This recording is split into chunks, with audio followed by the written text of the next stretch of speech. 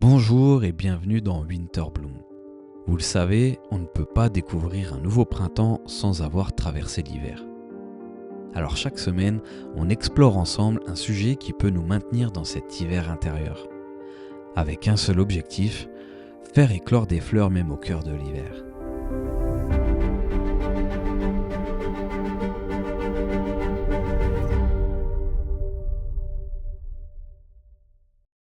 Aujourd'hui, on va parler de la motivation. Pourquoi la motivation? Sachant que c'est quelque chose sur lequel on va naturellement s'appuyer pour pouvoir changer, a priori, c'est plus une alliée qu'un problème. Eh bien justement, la motivation donne souvent l'impulsion du changement, mais ce n'est jamais la motivation qui vous fait sortir de votre hiver intérieur à long terme. Je reprends l'exemple classique. En janvier, les salles de sport sont blindées. Impossible de trouver un tapis libre, les coachs se frottent les mains et certains s'abonnent à l'année car, je cite, au moins cela me forcera à y aller. Oui, oui, Jackie, on y croit tous. Dès le mois de février, la salle est déjà vide. Les trois quarts des nouveaux ont disparu et les survivants, ce n'est pas ceux qui étaient les plus motivés au départ. C'est ceux qui construisent une habitude. Si vous attendez d'être motivé pour commencer, autant attendre que tous les feux soient ouverts entre Paris et Marseille pour prendre la route. Spoiler, ça n'arrivera jamais. Mais le pire, c'est pas ceux qui attendent la motivation pour commencer. C'est ceux qui comptent sur elle pour continuer. Cette fois, je suis vraiment motivé. Ah oui? Alors combien de temps? 3 jours? Une semaine? Jusqu'au premier imprévu? Ce que vous devez savoir, c'est que la motivation, c'est comme la météo. Elle est imprévisible, changeante et absolument pas fiable. Vous ne construisez pas une maison seulement quand il fait beau. Vous la construisez tous les jours. Parfois sous la pluie, parfois dans le froid, et parfois, oui, il fait beau. Mais nous, on fait quoi? On attend le soleil pour sortir les outils. Et on s'étonne que notre maison ne soit jamais finie. Vous connaissez certainement les vidéos motivationnelles et inspirationnelles, le genre avec de la musique épique et un mec qui hurle « Tu es un lion, rien ne peut t'arrêter !» Le genre de vidéo qui te fait penser que c'est bon, tu vas vraiment changer ta vie cette fois. Sauf que 2 heures plus tard, on est redevenu un chat fatigué sur son canapé, en train de regarder des vidéos de chat justement. Mais alors pourquoi? Qu'est-ce qui se passe concrètement? Eh bien en fait, la motivation, c'est un peu comme de la cocaïne émotionnelle. Ça monte vite, mais ça redescend encore plus vite. Et ça, l'industrie de la motivation a bien compris le business. C'est vous vendre votre dose quotidienne. C'est un marché de 10 milliards par an. Et vous savez pourquoi c'est si rentable? Parce que ça ne marche pas. Si ça marchait, vous n'auriez besoin que d'une seule vidéo dans votre vie. C'est comme les recettes de perte de poids. Il y en aura toujours dans 150 ans. La motivation, c'est comme le Red Bull. Ça donne des ailes 20 minutes, mais après c'est le crash. Et le crash est de plus en plus violent. Parce que votre cerveau s'habitue. Il faut des vidéos de plus en plus intenses, de plus en plus longues, des discours de plus en plus extrêmes.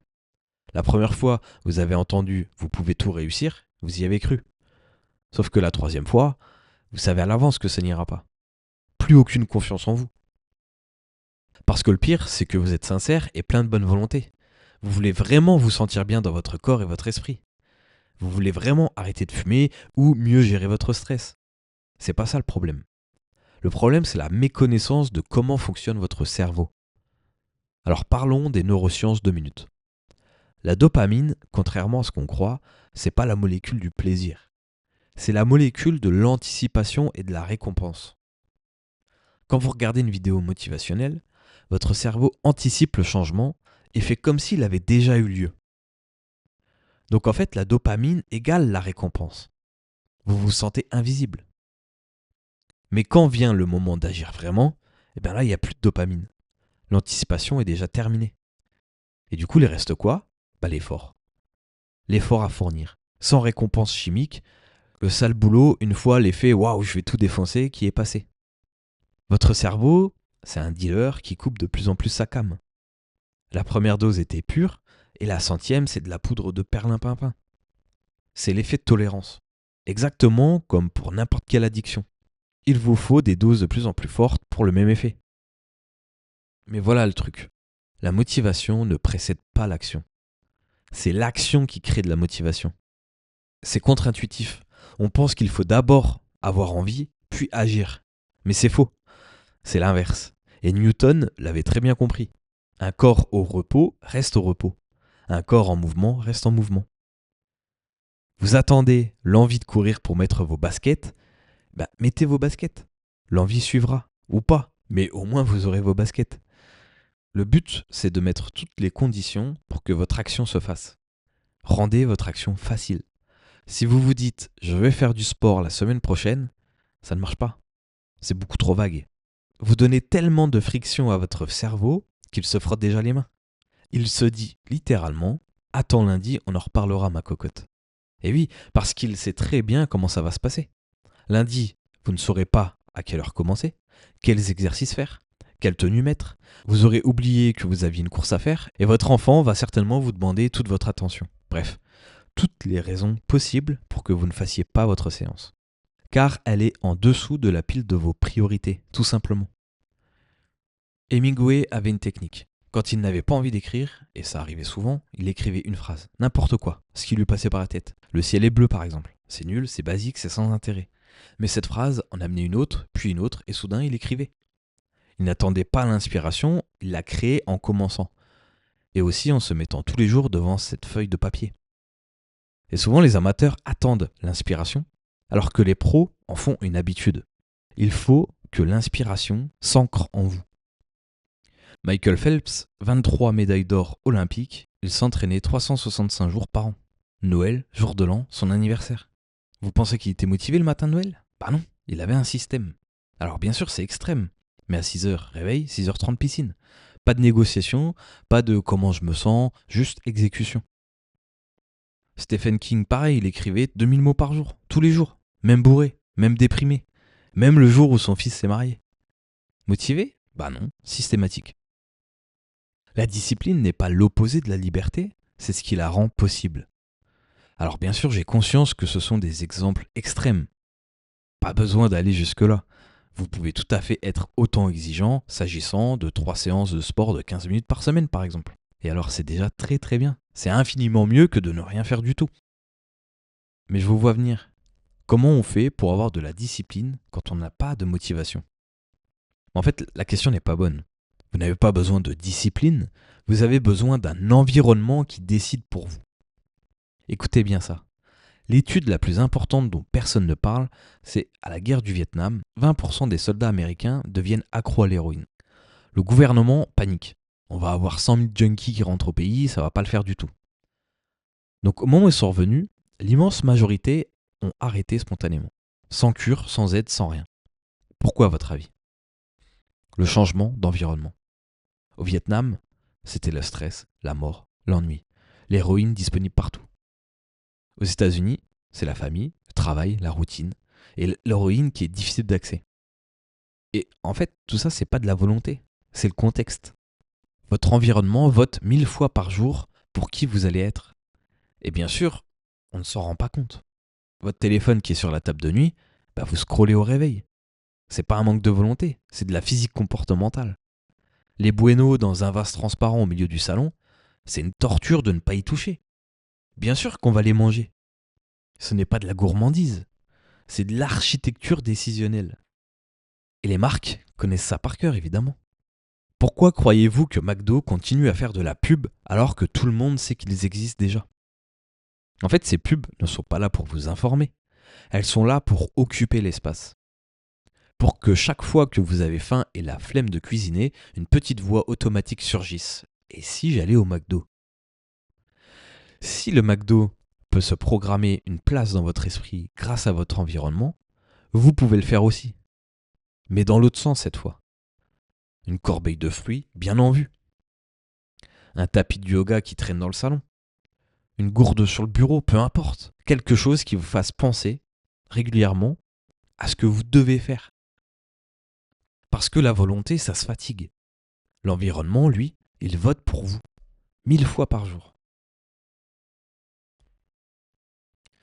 Donc si votre environnement est mal conçu, votre motivation n'a aucune chance. Alors du coup, on fait quoi ? Eh bien, on redessine l'architecture. Il s'agit simplement d'ajouter de la friction aux mauvaises habitudes et enlever des étapes aux bonnes. Si vous voulez arrêter de scroller le soir, par exemple, laissez le chargeur dans le salon, pas la chambre. Vous ajoutez une friction, C'est-à-dire que vous devez vous lever pour aller le chercher. Si vous voulez faire du sport le matin, vous préparez les vêtements la veille. Vous avez la vidéo de la séance qui est prête à l'avance. Vous avez enlevé de la friction. Pas de décision à prendre, pas de préparation. C'est de la paresse intelligente en fait. Vous hackez votre propre fainéantise. J'ai entendu l'histoire d'un type qui voulait lire plus l'autre jour. Il a mis un livre sur son oreiller chaque matin après s'être levé. Le soir, obligé de le déplacer pour dormir. 50% du temps, il l'ouvrait juste pour voir. 1 an plus tard, c'est devenu un lecteur régulier. Pas de motivation, juste de la friction négative. Mais le plus puissant, c'est le système si alors. Votre cerveau adore les instructions claires, pas les bonnes intentions floues. Donc, vous n'allez pas lui dire je vais essayer de faire du sport, mais plutôt si je rentre du travail, alors j'enfile mes baskets. Pas de négociation, pas de décision, pas besoin de motivation. C'est un contrat avec vous-même. C'est simple, c'est clair et c'est exécutable. Entre la motivation et vous, c'est un peu une relation toxique. Elle vous ghost quand vous avez le plus besoin d'elle. Et les systèmes, eux, ils sont fidèles. Ils sont ennuyeux, je le reconnais, mais ils sont fidèles. Il paraît que Kant, le philosophe, il avait le même parcours de marche tous les jours à la même heure, pendant 40 ans. Et les gens de sa ville réglaient carrément leur montre sur son passage. Est-ce qu'il était motivé ? Non, en fait c'était systématique. C'était tellement ancré en lui qu'il ne se posait même plus la question. Et un beau jour, il n'est pas passé. Les gens n'ont pas eu besoin du journal pour comprendre ce qui s'était passé. Mais son système, lui, avait marqué la mémoire collective. 40 ans de constance, gravés dans la routine d'une ville entière. Voilà la force d'un système. Il laisse une empreinte bien plus durable que n'importe quelle motivation passagère. Un système médiocre vaut mieux qu'une motivation parfaite. Je vais vous donner la technique que personne n'utilise parce qu'elle est trop simple. C'est la règle des 2 minutes sans négociation. Pas je vais courir 30 minutes, mais je vais mettre mes chaussures et sortir 2 minutes. C'est tout. Seulement 2 minutes, même pas assez pour transpirer. Et en fait, ce qui va se passer, c'est que 80% du temps, une fois dehors, vous continuerez. Et 20% du temps, vous rentrerez après 2 minutes. Mais 100% du temps, vous aurez respecté votre engagement. Pas d'échec possible, pas besoin de motivation, parce que c'est juste 2 minutes d'action. Et finalement, c'est là que la magie opère. Votre cerveau commence à vous identifier comme quelqu'un qui sort courir. Pas quelqu'un qui veut courir, quelqu'un qui court, même si c'est 2 minutes.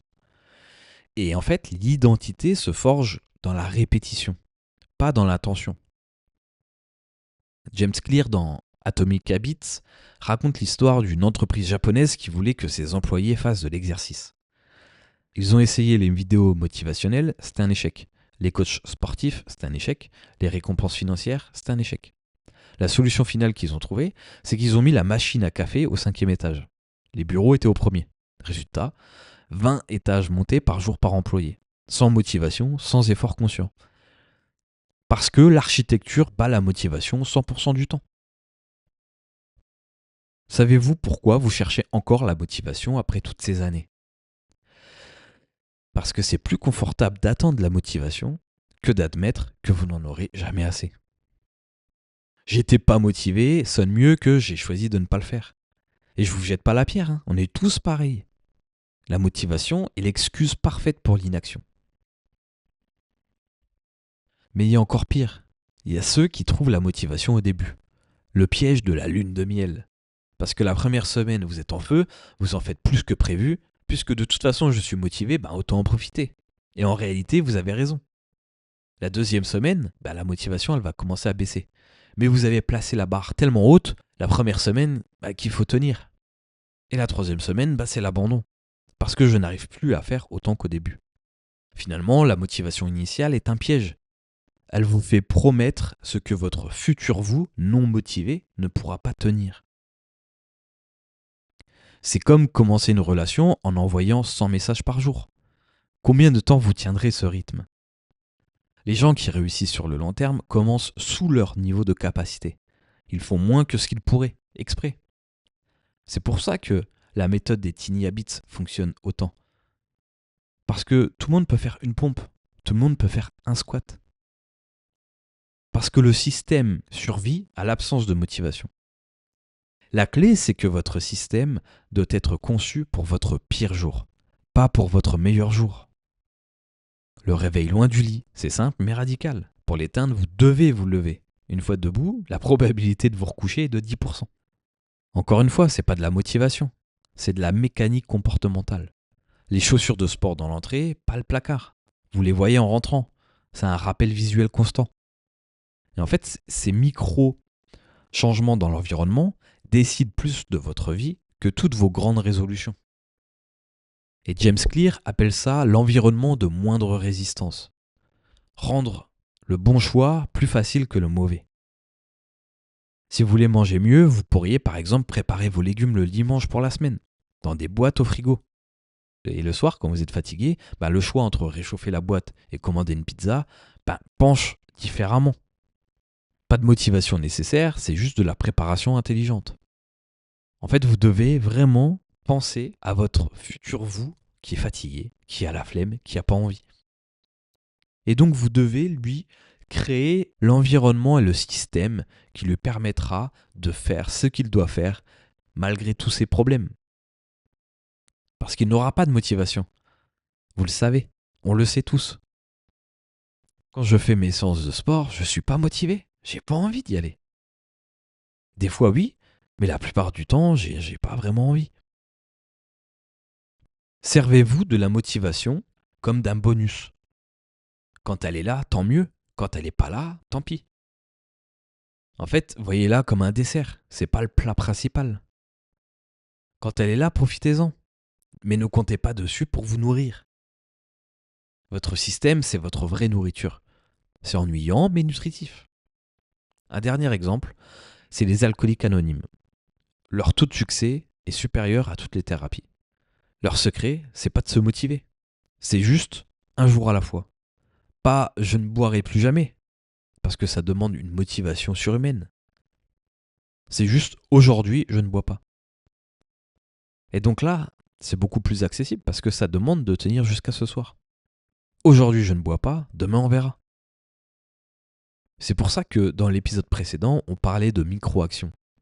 Faire une pompe, lire 3 pages, boire un verre d'eau. Parce qu'il n'y a pas besoin de motivation pour faire ça. Vous n'avez pas besoin de motivation pour faire une pompe. Alors que pour transformer votre corps, vous en avez vraiment besoin. Vous voyez la différence ?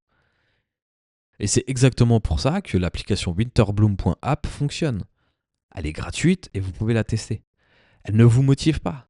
Elle ne vous envoie pas de citations inspirantes. Elle vous rappelle juste, fais ta micro-action du jour. C'est tout. C'est répétitif mais c'est efficace. Et pour ceux qui veulent aller plus loin, qui en ont marre des échecs répétés, il y a une formation complète dedans. Elle vous apprend à construire ces systèmes anti-motivation, à designer votre environnement, à créer toutes les conditions de votre réussite. Mais même sans la formation, juste avec le suivi gratuit des habitudes, vous ferez plus de progrès qu'avec 1000 vidéos motivationnelles. Parce que le suivi, c'est pas sexy, mais ça marche.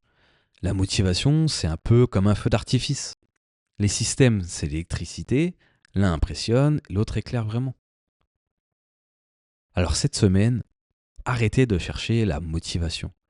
Choisissez une seule action, créez un si alors, modifiez un élément dans votre environnement, pas pour être motivé, mais pour ne plus avoir besoin de l'être. Par exemple, si je finis de manger, alors je me brosse les dents immédiatement. Ça peut tuer l'envie de grignoter. Si mon réveil sonne, alors mes pieds touchent le sol. Pas de négociation. Si j'ouvre Netflix, alors je fais d'abord ma micro-action du jour. C'est simple, clair et sans appel. Ce que vous devez entendre, c'est que vous n'allez probablement être jamais vraiment motivé. Et c'est pas grave. Quand bien même vous êtes ultra passionné d'un coup pour votre bien-être et votre santé, il arrivera quand même un moment où vous ne serez plus motivé. C'est pas grave, c'est comme ça. Les fleurs ne sont pas motivées pour pousser. Elles ont juste les bonnes conditions du soleil, de l'eau et de la terre. Créez vos conditions et la croissance suivra. Parce que vous n'avez pas un problème de motivation, vous avez un problème de système. Et un système, ça se construit. Ça demande du temps et de la méthode. La semaine prochaine, on parlera du piège inverse. Comment éviter que vos nouveaux systèmes deviennent rigides ? quand trop de structures vous emprisonnent au lieu de vous libérer. Parce que oui, même les solutions peuvent devenir des problèmes quand on les pousse trop loin. D'ici là, arrêtez d'attendre que ça vienne. Mettez juste vos chaussures. C'était Winterbloom. Et rappelez-vous, la motivation, c'est un invité surprise. Les habitudes, c'est la famille. L'un fait la fête parfois, l'autre met la table tous les jours. Devinez qui vous nourrit vraiment.